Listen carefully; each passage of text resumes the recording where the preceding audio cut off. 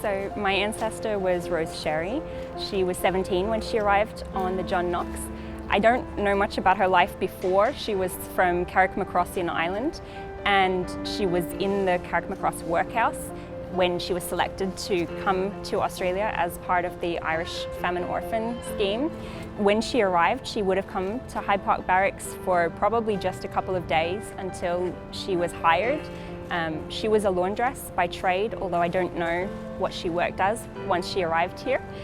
And then at some point she met William Chamberlain, and within about a year of arriving, they got married just over the road at St Mary's Cathedral. It's really nice to be involved with Fiona Hall's installation, Who Goes Here.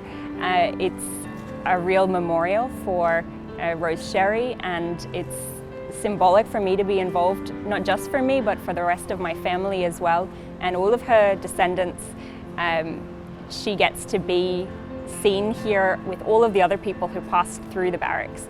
And you get to compare where they came from, and I found it really quite moving to see all of the different stories, and especially the women actually who were in the asylum.